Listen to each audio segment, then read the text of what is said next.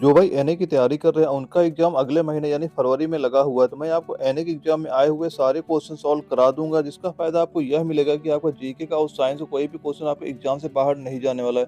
मैं आपको इसमें 1200 से ज्यादा क्वेश्चन सॉल्व करा दूंगा, जो कि ये सभी क्वेश्चन आपके एनए के एग्जाम में आए हुए हैं। बस आपको ये सारे क्वेश्चन नोट करते जाना होगा, जब भी एग्जाम लगता है वहाँ पे यही क्वेश्चन आपको पढ़ के जाना है वहाँ पे। वहीं दोस्तों ये पार्ट 16 है, अगर आपने पहले वाले पार्ट नहीं देखे हैं तो आप चैनल की प्लेलिस्ट में जाकर पहले वाले पार्ट देख लीजिएगा और वो भी क्वेश्चन आप नोट डाउन कर लीजिएगा। स्टार्ट करते हैं और सॉल्व कराते हैं आपको एनए के एग्जाम में आए हुए इन क्वेश्चनों को। सबसे पहले दोस्तों हम आपको बायोलॉजी क्वेश्चन नोट कराने वाले हैं, ये क्वेश्चन आप नोट करते जाइए। जो हमारा आज का पहला क्वेश्चन है, यह क्वेश्चन आपका आया था एआरओ दानापुर में 2018 के एनए के एग्जाम में पूछा गया था। और इसमें पूछा क्या गया था कि निम्नलिखित ग्रंथि में से कौन सी ग्रंथि फेफड़ों के बीच विद्यमान रहती है। और हमारे जो चार ऑप्शन आए थे, पहला ऑप्शन था हमारा थायमस, दूसरा है पिट्यूरी, तीसरा है हमारा हाइपोथैलेमस और चौथा क्या है हमारा पीनियल है। तो इसका सही आंसर कितना हो जाएगा? इसका सही आंसर आपका हो जाएगा ऑप्शन नंबर ए, आपका बिल्कुल सही आंसर आपका हो जाएगा। यानी कि निम्नलिखित ग्रंथि में से कौन सी ग्रंथि फेफड़ों के बीच विद्यमान रहती है, तो कौन सी ग्रंथि विद्यमान रहती है? वह होती है थायमस होती है। यानी ऑप्शन नंबर ए आपका बिल्कुल सही आंसर हो जाएगा। दोस्तों ये सारे क्वेश्चन आप नोट करते जाना, आप एग्जाम में ऐसे क्वेश्चन वहां भी देखने को मिलेंगे वहां पे। और इसके बाद जो हमारा अगला क्वेश्चन है, क्वेश्चन नंबर 2 है, और इसमें हमसे पूछा गया कि वह रक्त वाहिकाएं जो रक्त को हृदय से शरीर के विभिन्न भागों में ले जाती हैं, उन्हें क्या कहा जाता है? और यह क्वेश्चन आपका एआरओ गया में 2015 के एनए के एग्जाम में पूछा गया था। और हमारे चार ऑप्शन क्या थे? पहला था हमारा केशिकाएं, दूसरा है नसें, तीसरा है धमनियां और चौथा है पट। तो इसका सही आंसर कितना हो जाएगा? इसका सही आंसर आपका हो जाएगा ऑप्शन नंबर सी, आपका इसका बिल्कुल सही आंसर हो जाएगा। यानी कि वह रक्त वाहिकाएं जो रक्त को हृदय से शरीर के विभिन्न भागों में ले जाती है, उन्हें क्या कहा जाता है? उन्हें क्या कहते हैं? धमनियां बोला जाता है। यानी ऑप्शन नंबर सी आपका बिल्कुल सही आंसर आपका हो जाएगा। और इसके बाद हमारा अगला क्वेश्चन है, क्वेश्चन नंबर 3 है, और इसमें हमसे पूछा गया कि मानव पाचन तंत्र के निम्नलिखित में से किस भाग में भोजन का पाचन पूरा होता है? और यह क्वेश्चन आपका एआरओ लखनऊ में 2017 के एनए के एग्जाम में पूछा गया था। और हमारे चार ऑप्शन क्या थे? पहला है बड़ी आंत, दूसरा है छोटी आंत, तीसरा है अमाशय और चौथा यह सभी। तो इसका सही आंसर कितना हो जाएगा? इसका आपका सही आंसर हो जाएगा ऑप्शन नंबर बी, आपका बिल्कुल सही आंसर हो जाएगा। यानी मानव पाचन तंत्र के निम्नलिखित में से किस भाग में भोजन का पाचन पूरा होता है? किस भाग में पूरा होता है? वह छोटी आंत में पूरा होता है, इसलिए ऑप्शन नंबर बी आपका बिल्कुल सही आंसर आपका हो जाएगा। और इसके बाद हमारा अगला क्वेश्चन है, क्वेश्चन नंबर 4 है, और यह क्वेश्चन आपका एआरओ अहमदनगर में 2018 के एनए के एग्जाम में पूछा गया था। और इसमें पूछा क्या गया था कि निम्नलिखित में से कौन सा पोषक तत्व प्रति ग्राम अधिक ऊर्जा संग्रहित करता है? और हमारे चार ऑप्शन क्या थे? पहला है वसा, दूसरा है प्रोटीन, तीसरा है विटामिन, चौथा इनमें से कोई नहीं। तो इसका सही आंसर कितना हो जाएगा? इसका सही आंसर आपका हो जाएगा ऑप्शन नंबर ए, आपका बिल्कुल सही आंसर हो जाएगा। यानी कि निम्नलिखित में से कौन सा पोषक तत्व प्रति ग्राम अधिक ऊर्जा संग्रहित करता है? तो क्या सही आंसर हो जाएगा? ऑप्शन नंबर ए हमारा बिल्कुल सही आंसर हो जाएगा, यानी वसा बिल्कुल सही आंसर आपका हो जाएगा। और इसके बाद हमारा अगला क्वेश्चन है, क्वेश्चन नंबर 5 है, और इसमें हमसे पूछा गया कि निम्नलिखित में से किस रोग का सार्वभौमिक रूप से निर्मूलन कर दिया गया है? और यह क्वेश्चन आपका एआरओ भोपाल में 2017 के एनए के एग्जाम में पूछा गया था। और हमारे चार ऑप्शन क्या थे? पहला था छोटी चेचक, दूसरा है प्लेग, तीसरा है चेचक और चौथा क्या? इन सभी का। तो इसका सही आंसर कितना हो जाएगा? इनका सही आंसर आपका हो जाएगा ऑप्शन नंबर ए, आपका बिल्कुल सही आंसर आपका हो जाएगा। यानी कि निम्नलिखित में से किस रोग का सार्वभौमिक रूप से निर्मूलन कर दिया गया? किसका निर्मूलन कर दिया गया? तो छोटी चेचक का निर्मूलन कर दिया गया, यानी ऑप्शन नंबर ए आपका बिल्कुल सही आंसर आपका हो जाएगा। और इसके बाद हमारा जो अगला क्वेश्चन है, क्वेश्चन नंबर 6 है, और इसमें हमसे पूछा गया कि निम्नलिखित में से किस हेपेटाइटिस वायरस का कोई टीका नहीं है? और यह क्वेश्चन आपका एआरओ नागपुर में 2018 के एनए के एग्जाम में पूछा गया था। और हमारे चार ऑप्शन क्या थे? पहला है हमारा हेपेटाइटिस ए, दूसरा है हेपेटाइटिस बी, तीसरा है हेपेटाइटिस सी और चौथा क्या? Hepatitis D. तो इसका सही आंसर कितना हो जाएगा? इसका सही आंसर आपका हो जाएगा ऑप्शन नंबर सी, आपका बिल्कुल सही आंसर आपका हो जाएगा। यानी निम्नलिखित में से किस हेपेटाइटिस वायरस के लिए कोई टीका नहीं है? तो वह हेपेटाइटिस सी का कोई टीका अभी तक नहीं हुआ है, यानी ऑप्शन नंबर सी आपका बिल्कुल सही आंसर आपका हो जाएगा। दोस्तों ये सारे क्वेश्चन नोट करते जाना, आपके एग्जाम में यही सारे क्वेश्चन वहां भी देखने को आपको मिल जाएंगे। और इसके बाद जो हमारा अगला क्वेश्चन है, क्वेश्चन नंबर 7 है, और इसमें हमसे पूछा गया कि दांत की जड़ किस पदार्थ से आच्छादित होती हैं? और यह क्वेश्चन आपका एआरओ ग्वालियर में 2016 के एनए के एग्जाम में पूछा गया था। और हमारे चार ऑप्शन क्या थे? पहला है पल्प, दूसरा है सीमेंटम, तीसरा है इनेमेल और चौथा इनमें से कोई नहीं। तो इसका सही आंसर कितना हो जाएगा? इसका आपका सही आंसर हो जाएगा ऑप्शन नंबर बी, आपका बिल्कुल सही आंसर हो जाएगा। यानी कि दांत की जड़ किस पदार्थ से आच्छादित होते हैं? तो किससे होते हैं? सीमेंटम से होते हैं। यानी ऑप्शन नंबर बी आपका बिल्कुल सही आंसर आपका हो जाएगा। और इसके बाद जो हमारा अगला क्वेश्चन है, क्वेश्चन नंबर 8 है। इसमें हमसे पूछा गया था कि इक्राइन ग्रंथियां का प्रमुख कार्य क्या होता है? और यह क्वेश्चन का एआरओ लखनऊ में 2016 के एनएक एग्जाम में पूछा गया था। और हमारे 4 ऑप्शन क्या थे? पहला था हमारा पसीना उत्पन्न करना, दूसरा है त्वचा का रंग उत्पन्न करना, तीसरा है बाल उत्पन्न करना और चौथा है वृद्धि संबंधी हार्मोन उत्पन्न करना। तो इसका सही आंसर कितना हो जाएगा? इसका आपका सही आंसर हो जाएगा ऑप्शन नंबर ए, आपका बिल्कुल सही आंसर आपका हो जाएगा। यानी इक्राइन ग्रंथियों का प्रमुख कार्य क्या होता है? इनका प्रमुख कार्य होता है पसीना उत्पन्न करना। यानी ऑप्शन नंबर ए आपका बिल्कुल सही आंसर इसका हो जाएगा। और इसके बाद हमारा जो अगला क्वेश्चन है, क्वेश्चन नंबर 9 है। और इसमें हमसे पूछा गया कि त्वचा निम्नलिखित में से किस प्रकार की झिल्ली है? और यह क्वेश्चन आपका एआरओ मेरठ में 2017 के एनएक एग्जाम में पूछा गया था। और हमारे जो 4 ऑप्शन दिए गए, तो पहला है सिरोज झिल्ली, दूसरा है हमारा क्यूटेनियस झिल्ली, तीसरा है हमारा साइनोवियल झिल्ली और चौथा क्या है? म्यूकस झिल्ली। तो इसका सही आंसर कितना हो जाएगा? इसका आपका सही आंसर हो जाएगा ऑप्शन नंबर बी, आपका बिल्कुल सही आंसर हो जाएगा। यानी त्वचा निम्नलिखित में से किस प्रकार की झिल्ली है? तो किस प्रकार झिल्ली हो जाएगी? वह क्यूटेनियस झिल्ली हो जाएगी। ऑप्शन नंबर बी आपका बिल्कुल सही आंसर हो जाएगा। और इसके बाद जो हमारा अगला क्वेश्चन है, क्वेश्चन नंबर 10 है। और इसमें हमसे पूछा गया था कि प्रोटीन के पाचन के लिए जिम्मेदार अग्न्याशय रस में कौन सा एंजाइम मौजूद होता है? और यह क्वेश्चन का एआरओ गुवाहाटी में 2017 के एनएक एग्जाम में पूछा गया था। और हमारे 4 ऑप्शन क्या थे? पहला है ट्रिप्सिन, दूसरा है पेप्सिन और तीसरा है हमारा एमाइलेज और चौथा है उपेज। तो इसका सही आंसर कितना हो जाएगा? आपका इसका सही आंसर हो जाएगा ऑप्शन नंबर ए, आपका बिल्कुल सही आंसर हो जाएगा। यानी प्रोटीन के पाचन के लिए जिम्मेदार अग्न्याशय रस में कौन सा एंजाइम मौजूद होता है? तो कौन सा एंजाइम मौजूद होता है? वह होता है ट्रिप्सिन मौजूद होता है। ऑप्शन नंबर ए आपका बिल्कुल सही आंसर आपका हो जाएगा। और जो भाई आर्मी एनए के नोट्स लेना चाहते हैं और उनका एग्जाम बहुत पास आ गया और इतना टाइम बिल्कुल नहीं बचा है कि वो नोट्स बना सके, तो दोस्तों यह नोट्स उनके लिए बहुत ही जरूरी है। हम आपको इस नोट्स में बायोलॉजी के, केमिस्ट्री के, फिजिक्स के और जीके जीएस के इन सभी के एनए के एग्जाम में आए हुए सभी के 1,000 क्वेश्चन से ज्यादा आपको प्रोवाइड कराएंगे। और सभी सब्जेक्ट के नोट्स, यानी जैसे बायोलॉजी हो गया, हमारा केमिस्ट्री हो गया, मैथ हो गया, इन सभी के नोट्स आपको हैंड राइटिंग में प्रोवाइड करा दूंगा। वहीं दोस्तों अगर आप ये नोट्स तैयार कर लेते हैं तो आप 40 से ज्यादा क्वेश्चन बहुत ही आसानी से कर सकते हैं। तो देर किस बात की, दिए गए व्हाट्सएप नंबर पर अभी संपर्क करें। वहीं दोस्तों आशा करता हूँ आपने बायोलॉजी के 10 क्वेश्चन नोट कर लिए होंगे दोस्तों। इसके बाद आपको केमिस्ट्री के 10 क्वेश्चन नोट कराने वाला हूँ दोस्तों, ये भी क्वेश्चन आप नोट करते जाइएगा। और हमारा जो केमिस्ट्री का पहला क्वेश्चन है, इस क्वेश्चन में हमसे पूछा गया था कि परमाणु त्रिज्या को व्यक्त करने के लिए सबसे उपयुक्त इकाई कौन सी है? और यह क्वेश्चन आपका एआरओ लखनऊ में 2018 के एनएक एग्जाम में पूछा गया था। और इसके जो 4 ऑप्शन दिए गए थे, पहला है हमारा माइक्रोन, दूसरा है नैनोमीटर, तीसरा है फर्मी और चौथा है क्या? इनमें से कोई नहीं। तो इसका सही आंसर कितना हो जाएगा? इसका आपका सही आंसर हो जाएगा ऑप्शन नंबर सी, आपका बिल्कुल सही हो जाएगा। यानी कि परमाणु त्रिज्या को व्यक्त करने के लिए सबसे उपयुक्त इकाई कौन सी है? सबसे उपयुक्त इकाई कौन सी हो जाएगी? हमारी फर्मी हो जाएगी। यानी ऑप्शन नंबर ए या ऑप्शन नंबर सी आपका बिल्कुल सही आंसर आपका हो जाएगा। दोस्तों ये सारे क्वेश्चन नोट करते जाइएगा। और इसके बाद हमारा जो अगला क्वेश्चन है, क्वेश्चन नंबर 2 है। और इसमें हमसे पूछा गया कि निम्नलिखित में से कौन ऊर्ध्वपातन का उदाहरण है? और यह क्वेश्चन आपका एआरओ ग्वालियर में 2017 के एनएक एग्जाम में पूछा गया था। और हमारे 4 ऑप्शन क्या थे? पहला है कपूर, दूसरा है बर्फ, तीसरा है दूध और चौथा क्या है? इनमें से कोई नहीं। तो इसका सही आंसर कितना हो जाएगा? इसका आपका सही आंसर हो जाएगा ऑप्शन नंबर ए, आपका बिल्कुल सही आंसर हो जाएगा। यानी कि निम्नलिखित में से कौन ऊर्ध्वपातन का उदाहरण है? तो कौन सा हो जाएगा? कपूर हो जाएगा। ऑप्शन नंबर ए हमारा बिल्कुल सही आंसर आपका हो जाएगा। और इसके बाद जो हमारा अगला क्वेश्चन है, क्वेश्चन नंबर 3 है। और इसमें हमसे पूछा गया कि निम्नलिखित में से कौन सी पद्धति दूध से मक्खन निकालने में सहायक है? और यह क्वेश्चन एआरओ भोपाल में 2015 के एनएक एग्जाम में पूछा गया था। और हमारे 4 ऑप्शन क्या थे? पहला है हमारा आसवन, दूसरा है हमारा क्रोमेटोग्राफी और तीसरा है केंद्रापसारण और चौथा क्या है? ऊर्ध्वपातन। तो इसका सही आंसर कितना हो जाएगा? इसका सही आंसर आपका हो जाएगा ऑप्शन नंबर सी, आपका बिल्कुल सही आंसर हो जाएगा। और इस यानी कि निम्नलिखित में से कौन सी पद्धति दूध से मक्खन निकालने में सहायक होती है? तो कौन सा होता है? यानी ऑप्शन नंबर सी, यानी केंद्रापसारण होता है। यानी ऑप्शन नंबर सी आपका बिल्कुल सही आंसर इसका हो जाएगा।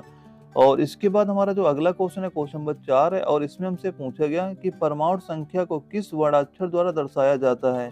और यह क्वेश्चन आपका एआरओ नागपुर के 2018 के एनएक एग्जाम में पूछा गया था। और हमारे 4 ऑप्शन क्या थे? पहला है ए, दूसरा है जेड, तीसरा है एन और चौथा क्या है ई। तो इसका सही आंसर कितना हो जाएगा? इसका सही आंसर आपका हो जाएगा ऑप्शन नंबर बी, बिल्कुल सही आंसर हो जाएगा। यानी परमाणु संख्या को किस वर्ड अक्षर द्वारा दर्शाया जाता है? तो किससे दर्शाते हैं? जेड से हम दर्शाते हैं, यानी ऑप्शन नंबर बी हमारा बिल्कुल सही आंसर आपका हो जाएगा। और इसके बाद जो हमारा अगला क्वेश्चन है, क्वेश्चन नंबर 5 है, और इसमें हमसे पूछा गया कि इलेक्ट्रॉन को प्राप्त करने की प्रक्रिया को क्या कहते हैं?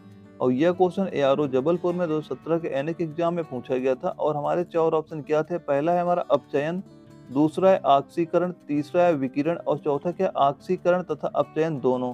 तो इसका सही आंसर कितना हो जाएगा? इसका आपका सही आंसर हो जाएगा ऑप्शन नंबर ए आपका बिल्कुल सही हो जाएगा। यानी कि इलेक्ट्रॉन को प्राप्त करने की प्रक्रिया को क्या कहते हैं? उसे क्या कहते हैं? उसे बोलते हैं अपचयन बोलते हैं। ऑप्शन नंबर ए आपका बिल्कुल सही आंसर आपका हो जाएगा। और इसके बाद हमारा अगला क्वेश्चन है, क्वेश्चन नंबर 6 है, और इसमें हमसे पूछा गया कि किसी परमाणु के उच्चतम ऊर्जा स्तर में स्थित इलेक्ट्रॉनों को क्या कहा जाता है? और यह क्वेश्चन एआरओ बनारस में 2018 के एनएक एग्जाम में पूछा गया था, और हमारे 4 ऑप्शन क्या थे? पहला है हमारा संयोजकता प्रोटॉन, दूसरा है कक्षीय प्रोटॉन, और तीसरा है संयोजकता इलेक्ट्रॉन, और चौथा क्या है? इनमें से कोई नहीं। तो इसका सही आंसर कितना हो जाएगा? इसका सही आंसर आपका हो जाएगा ऑप्शन नंबर सी आपका बिल्कुल सही हो जाएगा। यानी किसी परमाणु के उच्चतम ऊर्जा स्तर में स्थित इलेक्ट्रॉनों को क्या कहा जाता है? तो क्या कहते हैं? उसे संयोजकता इलेक्ट्रॉन्स बोलते हैं, यानी ऑप्शन नंबर सी आपका बिल्कुल सही आंसर हो जाएगा। और इसके बाद जो हमारा अगला क्वेश्चन है, क्वेश्चन नंबर 7 है, और इसमें हमसे पूछा गया कि द्रव्यमान संख्या हमेशा किसके बराबर होती है? और यह क्वेश्चन आपका एआरओ उधमपुर में 2015 के एनएक एग्जाम में पूछा गया था, और हमारे 4 ऑप्शन क्या थे? पहला था हमारा प्रोटॉन की संख्या, दूसरा है न्यूट्रॉन की संख्या, तीसरा है प्रोटॉन की संख्या था इलेक्ट्रॉन की संख्या का योग, और चौथा है हमारा प्रोटॉन की संख्या था न्यूट्रॉन की संख्या का योग। तो इसका सही आंसर कितना हो जाएगा? इसका सही आंसर आपका हो जाएगा ऑप्शन नंबर डी आपका बिल्कुल सही आंसर हो जाएगा। यानी कि द्रव्यमान संख्या हमेशा किसके बराबर होती है? तो ये किसके बराबर होती है? यह प्रोटॉन की संख्या तथा न्यूट्रॉन की संख्या के योग के बराबर होती है। ऑप्शन नंबर डी आपका बिल्कुल सही आंसर आपका हो जाएगा।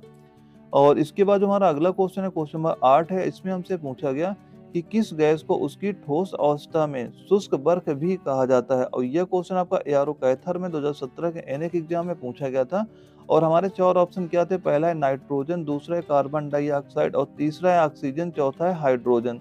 तो इसका सही आंसर कितना हो जाएगा? इसका सही आंसर आपका हो जाएगा ऑप्शन नंबर बी आपका बिल्कुल सही हो जाएगा। यानी किस गैस को उसकी ठोस अवस्था में शुष्क बर्फ भी कहा जाता है? किसको कहा जाता है? कार्बन डाइऑक्साइड को कहा जाता है, यानी ऑप्शन नंबर बी आपका बिल्कुल सही आंसर आपका हो जाएगा। और इसके बाद हमारा अगला क्वेश्चन आता है, क्वेश्चन नंबर 9 आता है, और इसमें हमसे पूछा गया कि तरल पदार्थ से गैस में परिवर्तन होने की प्रक्रिया को क्या कहा जाता है? और यह क्वेश्चन आपका एआरओ जबलपुर में 2018 के एनएक एग्जाम में पूछा गया था, और हमारे 4 ऑप्शन क्या थे? पहला था हमारा अवक्षेपण, दूसरा है घनीकरण, तीसरा वाष्पीकरण, और चौथा क्या? इनमें से कोई नहीं। तो इसका सही आंसर कितना हो जाएगा? इसका सही आंसर आपका हो जाएगा ऑप्शन नंबर सी आपका बिल्कुल सही आंसर हो जाएगा। यानी कि तरल पदार्थ से गैस में परिवर्तन होने की प्रक्रिया को क्या कहा जाता है? तो क्या उसे बोलते हैं? उसे बोलते हैं वाष्पीकरण बोलते हैं, यानी ऑप्शन नंबर सी आपका बिल्कुल सही आंसर आपका हो जाएगा। और इसके बाद जो हमारा अगला क्वेश्चन है, क्वेश्चन नंबर 10 है, इसमें हमसे पूछा गया कि श्रृंखलन का गुण किसमें प्रबल होता है? और यह क्वेश्चन आपका एआरओ ग्वालियर में 2018 के एनएक एग्जाम में पूछा गया था, और हमारे 4 ऑप्शन क्या थे इसके? पहला है नाइट्रोजन, दूसरा है कार्बन, तीसरा है सिलिकॉन, चौथा है सल्फर। तो इसका सही आंसर कितना हो जाएगा आपका? इसका सही आंसर आपका हो जाएगा ऑप्शन नंबर बी आपका बिल्कुल सही आंसर हो जाएगा। यानी कि श्रृंखलन का गुण किसमें प्रबल होता है? किसमें प्रबल होता है? ये कार्बन में प्रबल होता है, यानी ऑप्शन नंबर बी आपका बिल्कुल सही आंसर हो जाएगा। वहीं दोस्तों आशा करता हूँ आपने केमिस्ट्री के 10 क्वेश्चन नोट कर लिए होंगे दोस्तों। इसके बाद आपको फिजिक्स के 10 क्वेश्चन नोट कराने वाला हूँ, जो कि आपके आर्मी एनएक एग्जाम में पूछे गए थे। ये भी क्वेश्चन आप नोट करते जाइएगा। और हमारा जो फिजिक्स का पहला क्वेश्चन है, इसमें हमसे पूछा गया कि घटकों के बीच गुरुत्वाकर्षण द्वारा भारी मात्रा में एक साथ एकत्र हुए तारों, धूल और गैस को क्या कहते हैं? और हमारे जो 4 ऑप्शन दिए गए थे, पहला क्या था? मंदाकिनी, दूसरा है गुच्छा, तीसरा है सौर परिवार, चौथा है वायुमंडल। तो इसका सही आंसर कितना हो जाएगा? इसका सही आंसर आपका हो जाएगा ऑप्शन नंबर ए आपका बिल्कुल सही आंसर हो जाएगा। यानी कि घटकों के बीच गुरुत्वाकर्षण द्वारा भारी मात्रा में एक साथ एकत्र हुए तारों, धूल और गैस को क्या कहते हैं? उसे क्या बोलते हैं? मंदाकिनी बोलते हैं। यानी ऑप्शन नंबर ए आपका बिल्कुल सही आंसर आपका इसका हो जाएगा। और इसके बाद जो हमारा अगला क्वेश्चन है, क्वेश्चन नंबर 2 है, इसमें हमसे पूछा गया कि न्यूक्लियस संलयन के दौरान निम्नलिखित में से क्या होता है? और यह क्वेश्चन आपका एआरओ लखनऊ में 2017 के एनएक एग्जाम में पूछा गया था, और हमारे जो 4 ऑप्शन दिए गए थे, पहला हमारा न्यूट्रॉन बमबारी से भारी न्यूक्लियस खंडित होता है, दूसरा था हमारा 2 हल्के न्यूक्लियस मिलकर एक भारी न्यूक्लियस बनाते हैं और तीसरा था हमारा एक भारी न्यूक्लियस स्वयं ही खंडित हो जाता है और चौथा क्या था हमारा एक हल्का न्यूक्लियस स्वयं ही खंडित हो जाता है। तो इसका सही आंसर कितना हो जाएगा? इसका आपका सही आंसर आपका हो जाएगा ऑप्शन नंबर बी आपका बिल्कुल सही आंसर आपका हो जाएगा। यानी कि न्यूक्लियस संलयन के दौरान निम्नलिखित में से क्या होता है? तो क्या होता है 2 हल्के न्यूक्लियस मिलकर एक भारी न्यूक्लियस बनाते हैं। यानी ऑप्शन नंबर बी आपका बिल्कुल सही आंसर आपका इसका हो जाएगा।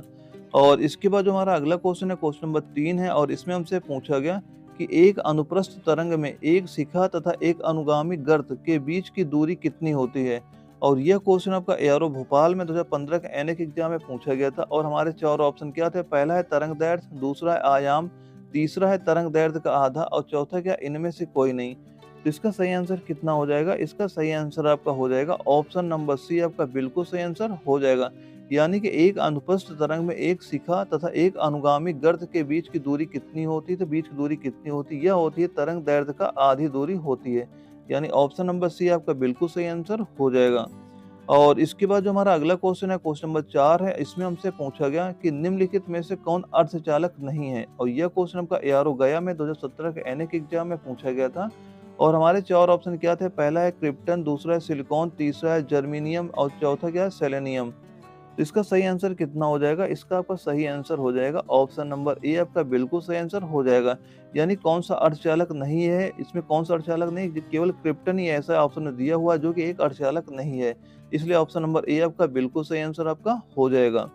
और इसके बाद हमारा अगला क्वेश्चन है क्वेश्चन नंबर 5 है और इसमें हमसे पूछा गया कि 2 निकट वस्तु में भेद करने की क्षमता को क्या कहते हैं? और यह क्वेश्चन आपका एआरओ अहमदनगर में 2015 के एनएक एग्जाम में पूछा गया था और हमारे 4 ऑप्शन क्या दिए गए थे? पहला ऑप्शन था हमारा वीडियो क्षमता, दूसरा है विभेदन क्षमता, तीसरा है अंतर करने की क्षमता और चौथा क्या है? आवर्धक क्षमता। तो इसका सही आंसर कितना हो जाएगा? इसका सही आंसर आपका हो जाएगा ऑप्शन नंबर बी आपका बिल्कुल सही आंसर हो जाएगा। यानी कि 2 निकट वस्तु में भेद करने की क्षमता को क्या कहते हैं? तो क्या कहते हैं उसे? विभेदन क्षमता बोलते हैं। ऑप्शन नंबर बी आपका बिल्कुल सही आंसर आपका हो जाएगा।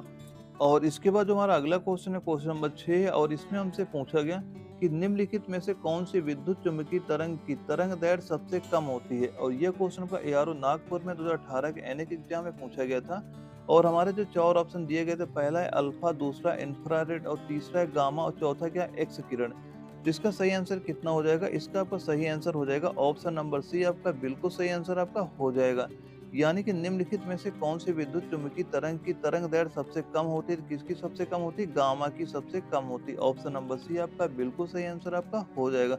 दोस्तों ये सारे क्वेश्चन नोट करते जाना, आपके एग्जाम में यही सारे क्वेश्चन आपको वहां पे देखने को मिल जाएंगे। और अगला हमारा क्वेश्चन है क्वेश्चन नंबर 7 है और इसमें हमसे पूछा गया कि ओम के नियम निम्न में से किसके बारे में सही है? और यह क्वेश्चन आपका एआरओ लखनऊ में 2017 के एनएक एग्जाम में पूछा गया था और हमारे 4 ऑप्शन क्या थे? पहला है हमारा अतिचालक, दूसरा है रोधी, तीसरा है चालक और चौथा क्या है? अर्धचालक। इसका सही आंसर कितना हो जाएगा? इसका सही आंसर आपका हो जाएगा ऑप्शन नंबर सी आपका बिल्कुल सही आंसर हो जाएगा। यानी कि ओम का नियम निम्न में से किसके बारे में सही है? तो किसके बारे में सही है? ये ऑप्शन नंबर सी यानी चालक के बारे में सही है। ऑप्शन नंबर सी आपका बिल्कुल सही आंसर आपका हो जाएगा। और इसके बाद जो हमारा अगला क्वेश्चन है क्वेश्चन नंबर 8 है, इसमें हमसे पूछा गया कि पारंपरिक ताप विद्युत बल्ब में फिलामेंट किस धातु का बना होता है? और यह क्वेश्चन आपका एआरओ अमेठी में 2015 के एनएक एग्जाम में पूछा गया था और हमारे 4 ऑप्शन क्या थे? पहला था हमारा प्लेटिनम, दूसरा है तांबा, तीसरा है लोहा, चौथा है टंगस्टन। तो इसका सही आंसर कितना हो जाएगा? इसका सही आंसर आपका हो जाएगा ऑप्शन नंबर डी आपका बिल्कुल सही आंसर हो जाएगा। यानी कि पारंपरिक ताप विद्युत बल्ब में फिलामेंट किस धातु का बना होता है? किस धातु का बना होता है? ये टंगस्टन धातु का बना होता है। ऑप्शन नंबर डी आपका बिल्कुल सही आंसर हो जाएगा। और इसके बाद जो हमारा अगला क्वेश्चन है क्वेश्चन नंबर 9 है, इसमें हमसे पूछा गया कि परावर्तन के नियम के अनुसार कौन सा विकल्प सही है? और यह क्वेश्चन आपका एआरओ जबलपुर में 2017 के एनएक एग्जाम में पूछा गया था और हमारे 4 ऑप्शन क्या थे? पहला था हमारा आपतन कोण परावर्तन कोण से कम होता है, दूसरा है हमारा आपतन कोण सदैव परावर्तन कोण के बराबर होता है, तीसरा है हमारा आपतन कोण परावर्तन कोण से अधिक होता है और चौथा है दोनों कोण सदैव असमान होते हैं। तो इसका सही आंसर कितना हो जाएगा? इसका सही आंसर आपका हो जाएगा ऑप्शन नंबर बी आपका बिल्कुल सही आंसर हो जाएगा। यानी कि परावर्तन के नियम के अनुसार कौन सा विकल्प सही है? तो कौन सा विकल्प सही हो जाएगा? हमारा ऑप्शन नंबर बी आपका बिल्कुल सही हो जाएगा। यानी कि आपतन कोण सदैव परावर्तन कोण के बराबर होता है। ऑप्शन नंबर बी आपका बिल्कुल सही आंसर आपका हो जाएगा। और इसके बाद जो हमारा अगला क्वेश्चन है, क्वेश्चन नंबर 10 आता है। इसमें हमसे पूछा गया कि वातावरण के भीतर क्षैतिज ऊष्मा अंतरण को क्या कहते हैं? और यह क्वेश्चन आपका एआरओ ग्वालियर में 2018 के एनएक एग्जाम में पूछा गया था। और हमारे 4 ऑप्शन क्या थे? पहला है पूर्वाहन, दूसरा है संवहन, तीसरा है अभिवहन और चौथा क्या है? अवशोषण। तो इसका सही आंसर कितना हो जाएगा? इसका सही आंसर आपका हो जाएगा ऑप्शन नंबर डी, आपका बिल्कुल सही आंसर हो जाएगा। यानी वातावरण के भीतर क्षैतिज ऊष्मा। वहीं दोस्तों आशा करता हूं आपने फिजिक्स के 10 क्वेश्चन नोट कर लिए होंगे दोस्तों। इसके बाद जीके जीएस के 10 क्वेश्चन नोट कराने वाला, इन्हें भी क्वेश्चनों को नोट कर लेना। ये भी आपके आर्मी एनए के एग्जाम में पूछे गए थे। और जिसमें हमारा पहला क्वेश्चन है, पहले क्वेश्चन हमसे पूछा गया कि तेलंगाना भारत का कौन सा राज्य बना था? और यह क्वेश्चन आपका एआरओ लखनऊ में 2018 के एनए के एग्जाम में पूछा गया था। और हमारे 4 ऑप्शन क्या थे? पहला है 26, दूसरा है 27, तीसरा है 30 और चौथा है 29। तो इसका सही आंसर कितना हो जाएगा? इसका आपका सही आंसर आपका हो जाएगा ऑप्शन नंबर डी, आपका बिल्कुल सही आंसर हो जाएगा। यानी तेलंगाना भारत का कौन सा राज्य बना था? भारत कौन सा राज्य बना था? ये 29वां राज्य भारत का बना था। यानी ऑप्शन नंबर डी आपका बिल्कुल सही आंसर आपका हो जाएगा। और इसके बाद हमारा जो अगला क्वेश्चन है, क्वेश्चन नंबर 2 है। इसमें हमसे पूछा गया आजाद हिंद फौज के गठन की कल्पना किसने की थी? और यह क्वेश्चन आपका एआरओ भोपाल में 2015 के एनए के एग्जाम में पूछा गया था। और हमारे 4 ऑप्शन क्या थे? पहला ऑप्शन था हमारा सुभाष चंद्र बोस, दूसरा है देवी कृपलानी और चौथा है रास बिहारी बोस और चौथा क्या था हमारा? लाला लाजपत राय। तो इसका सही आंसर कितना हो जाएगा? इसका सही आंसर आपका हो जाएगा ऑप्शन नंबर सी, आपका बिल्कुल सही आंसर हो जाएगा। यानी कि आजाद हिंद फौज के गठन की कल्पना किसने की थी? तो किसने कल्पना की थी? तो वह की थी रास बिहारी बोस ने कल्पना की थी। यानी ऑप्शन नंबर सी आपका बिल्कुल सही आंसर आपका हो जाएगा। और इसके बाद जो हमारा अगला क्वेश्चन है, क्वेश्चन नंबर 3 है। इसमें हमसे पूछा गया कि प्लासी का युद्ध अंग्रेजों और किसके बीच हुआ था? और यह क्वेश्चन एआरओ नागपुर में 2017 के एनए के एग्जाम में पूछा गया था। और हमारे 4 ऑप्शन क्या थे? पहला है अकबर, दूसरा है सिराजुद्दौला, तीसरा है महाराणा प्रताप और चौथा है तात्या टोपे। तो इसका सही आंसर कितना हो जाएगा? इसका सही आंसर आपका हो जाएगा ऑप्शन नंबर बी, आपका बिल्कुल सही आंसर हो जाएगा। यानी जो प्लासी का युद्ध हुआ था किस किसके बीच हुआ था? ये अंग्रेजों और सिराजुद्दौला के बीच में हुआ था। यानी ऑप्शन नंबर बी आपका बिल्कुल सही आंसर हो जाएगा। और इसके बाद जो हमारा अगला क्वेश्चन है, क्वेश्चन नंबर 3 है। इसमें हमसे पूछा गया कि मीनाक्षी मंदिर कहाँ पर स्थित है? और यह क्वेश्चन आपका एआरओ भोपाल में 2015 के एनए के एग्जाम में पूछा गया था। और हमारे 4 ऑप्शन क्या थे? पहला है तमिलनाडु, दूसरा है उत्तर प्रदेश, तीसरा है उड़ीसा और चौथा है केरल। तो इसका सही आंसर कितना हो जाएगा? इसका सही आंसर आपका हो जाएगा ऑप्शन नंबर ए, आपका बिल्कुल सही हो जाएगा। यानी कि मीनाक्षी मंदिर कहाँ पर स्थित है? मीनाक्षी मंदिर कौन से राज्य में स्थित है? यह तमिलनाडु में स्थित है। यानी ऑप्शन नंबर ए आपका बिल्कुल सही आंसर आपका हो जाएगा। और इसके बाद हमारा अगला क्वेश्चन है, क्वेश्चन नंबर 5 है। इसमें हमसे पूछा गया कि हेमेटाइट लोहे का भंडार सबसे ज्यादा किस राज्य में है? और यह क्वेश्चन आपका यार ग्वालियर में 2017 के एनए के एग्जाम में पूछा गया था। और जो 4 ऑप्शन दिए गए थे, पहला है पंजाब, दूसरा है राजस्थान, तीसरा है गुजरात, चौथा है उड़ीसा। तो इसका सही आंसर कितना हो जाएगा? इसका सही आंसर आपका हो जाएगा ऑप्शन नंबर डी, आपका बिल्कुल सही आंसर हो जाएगा। यानी कि हेमेटाइट लोहे का भंडार सबसे ज्यादा किस राज्य में है? तो सबसे ज्यादा किस राज्य में है? या उड़ीसा राज्य में है। यानी ऑप्शन नंबर डी आपका बिल्कुल सही आंसर आपका हो जाएगा। और इसके बाद जो हमारा अगला क्वेश्चन है, क्वेश्चन नंबर 6 है। इसमें हमसे पूछा गया कि स्वतंत्रता के समय कांग्रेस के अध्यक्ष कौन थे? और यह क्वेश्चन आपका एआरओ दानापुर में 2015 के एनए के एग्जाम में पूछा गया था। और इसके 4 ऑप्शन थे, पहला है महात्मा गांधी, दूसरा जवाहरलाल नेहरू, तीसरा है जेबी कृपलानी और चौथा है सुभाष चंद्र बोस। तो इसका सही आंसर कितना हो जाएगा? इसका सही आंसर आपका हो जाएगा ऑप्शन नंबर सी, आपका बिल्कुल सही हो जाएगा। यानी स्वतंत्रता के समय कांग्रेस के अध्यक्ष कौन थे? तो कांग्रेस के अध्यक्ष कौन थे? वो हो जाएंगे जेबी कृपलानी हो जाएंगे। ऑप्शन नंबर सी आपका बिल्कुल सही आंसर आपका हो जाएगा। और इसके बाद जो हमारा अगला क्वेश्चन है, क्वेश्चन नंबर 7 है। और इसमें हमसे पूछा गया कि मृगनयनी का महल कहाँ पर स्थित है? और यह क्वेश्चन आपका एआरओ गया में 2017 के एनए के एग्जाम में पूछा गया था। और इसके जो 4 ऑप्शन थे, पहला है हमारा लखनऊ, दूसरा है ग्वालियर, तीसरा है दिल्ली और चौथा है जैसलमेर। तो इसका सही आंसर कितना हो जाएगा? इसका सही आंसर आपका हो जाएगा ऑप्शन नंबर बी, आपका बिल्कुल सही आंसर आपका हो जाएगा। यानी मृगनयनी का महल कहाँ पर स्थित है? तो यह कहाँ पर स्थित हो जाएगा? ग्वालियर में स्थित हो जाएगा। यानी ऑप्शन नंबर बी आपका बिल्कुल सही आंसर हो जाएगा। और इसके बाद जो हमारा अगला क्वेश्चन है, क्वेश्चन नंबर 8 है। और इसमें हमसे पूछा गया था कि राष्ट्रगान पहली बार कब गाया गया था? और यह क्वेश्चन आपका एआरओ जबलपुर में 2015 के एनए के एग्जाम में पूछा गया था। और हमारे 4 ऑप्शन दिए गए, तो वो क्या था? पहला है 1911, दूसरा है 1910, तीसरा है 1904 और चौथा क्या? 1945। तो इसका सही आंसर कितना हो जाएगा? इसका सही आंसर आपका हो जाएगा ऑप्शन नंबर ए, आपका बिल्कुल सही आंसर हो जाएगा। यानी कि राष्ट्रगान पहली बार कब गाया गया था? ये पहली बार कब गाया गया था? ये पहली बार गाया गया था 1911 में गाया गया था। यानी कि ऑप्शन नंबर ए आपका बिल्कुल सही आंसर आपका हो जाएगा। और इसके बाद जो हमारा अगला क्वेश्चन आता है, क्वेश्चन नंबर 9 आता है। इसमें हमसे पूछा गया कि सहारा रेगिस्तान कहाँ स्थित है?